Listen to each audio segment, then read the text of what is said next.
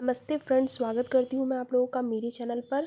तो हम लोग 7 को रात में ही मुज़फ़्फ़रपुर पहुँच गए थे और 8 को हम लोग कुछ शॉपिंग करने के लिए मार्केट गए थे, सबके कपड़े लेने के लिए और भी कुछ सामान था वो लेने के लिए। तो शॉपिंग में हम लोगों ने दुकान से भी की। उसके बाद हम लोग मॉल गए। ये विशाल मेगा मार्ट मॉल है और यहाँ भी काफ़ी भीड़ थी और यहाँ से जो हम लोगों को सामान लेना था वो भी हम लोगों ने लिया।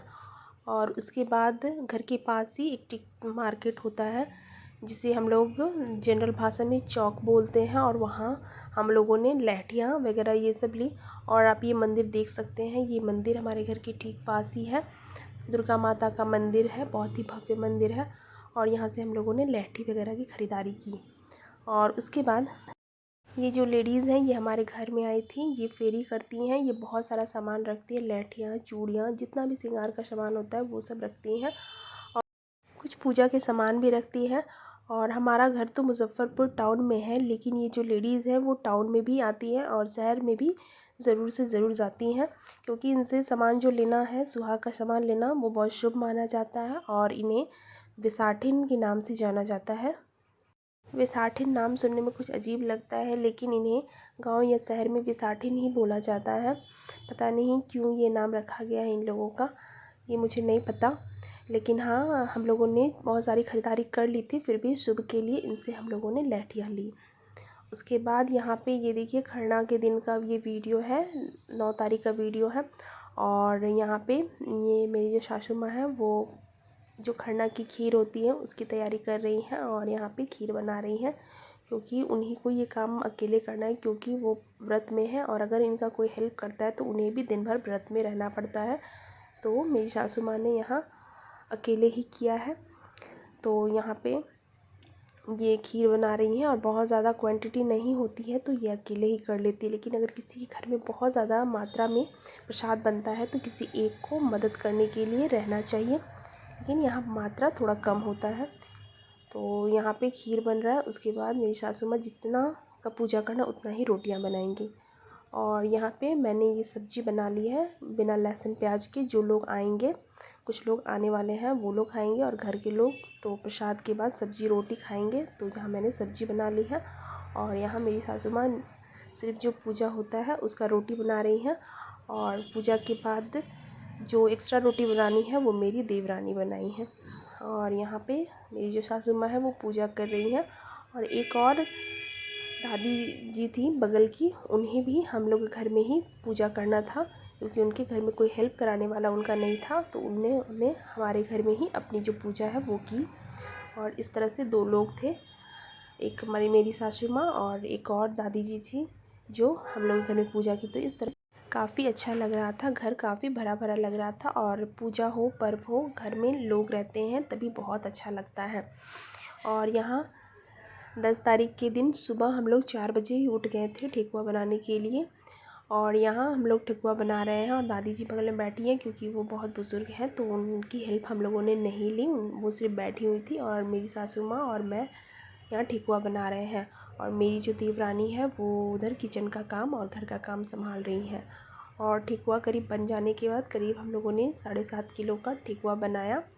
और यहाँ पे जो फल वगैरह है वो मैं यहाँ पे सब कुछ धो के अच्छे से रख दी हूँ। और बगल में आप हाथी देख रहे होंगे, तो इस हाथी को कलर करना है। और एक हम लोगों का हाथी था और एक जो दादी जी हमारे घर में पूजा की थी उनका हाथी, और जो भी सारा चीज़ उसमें होता है वो था। तो सबको कलर करना है और सामने हाथी बैठेगा, यानी हाथी का कुछ पूजन विधि होता है वो होगा, जो पूरे बिहार में और कहीं कहीं और भी जगह होता है। तो यहाँ मैंने सारे फल वगैरह को धो के रख दिए हैं, सब कुछ कर दिया है, पूजा का जितना भी काम होता है। और बस मेरी सासू माँ को जो ये है फल वगैरह सब इस टोकरी में सजाना है, सूप में, पीतल के सूप में सब सजाना है, यानी जो अर्घ की तैयारी थी बस वही करनी है, बाकी सारा काम मैंने कर दिया है। और घर का काम तो देवरानी मेरी कर ही रही हैं। तो इस तरह से हम लोग मिलजुल कर सारा काम छठ में कर लिए हैं। और इस तरह से मिलजुल के करने से ही काम थोड़ा आसान हो जाता है, क्योंकि छठ में तो अनगिनत काम होते हैं। और शाम में यहाँ पे करीब 3 बजे से हम लोग यहाँ पे रंगोली बनाने लगे हैं। और यहाँ पे मेरी देवरानी साइड में बना रही है और मैंने बीच वाला बनाया है। और यहाँ पे अर्घ का टाइम हो गया है और मेरी सासू माँ और जो दादी जी हैं वो अर्घ दे रही हैं। और यहाँ पे छठ पूजा का जो शाम का पूजा होता है वो संपन्न हो गया है। और शाम में जो हाथी बैठने का कार्यक्रम होता है वो होगा।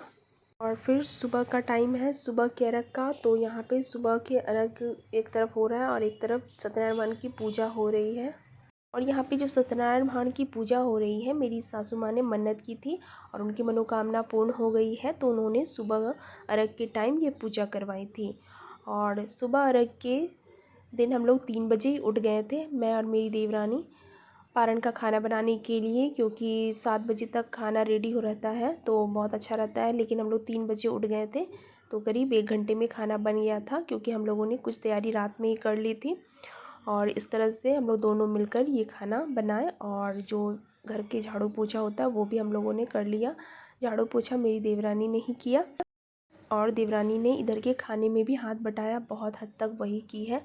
और मैं बस चौंक लगाकर मसाला वगैरह फ्राई की हूँ। तो इस तरह से 2 लोग होने पर बहुत जल्दी से काम निपट जाता है और एक को थकावट भी नहीं होती है। तो यहाँ पे हम लोगों ने बनाया काबली चने और पनीर डालकर छोले, और यहाँ पे बैगन आलू बड़ी की सब्ज़ी, और उसके बाद दाल और पकौड़े। तो पकौड़े में था बैगन, आलू और गोभी के पकौड़े, और आंवला धनिया पत्ता की चटनी बनाई हम लोगों ने। और पारण के खाने में रहेगा दही। तो ये है पूरा पारण का खाना। तो हम लोगों ने खाना यहाँ पे निकाल के सासू माँ को दे दिया है, इसलिए कुछ अस्त व्यस्त है, तो इस पर ध्यान मत दीजिएगा, इग्नोर कीजिएगा। तो अगर ये वीडियो आपको अच्छी लगी हो तो मेरे चैनल को सब्सक्राइब कीजिएगा, और सब्सक्राइब करने के बाद एक बेल बटन नज़र आएगा, उसे हिट ज़रूर कीजिएगा, ताकि मेरे फ्यूचर वीडियो के नोटिफिकेशन आप लोगों को ईजिली मिलते रहें। तब तक के लिए बाय बाय।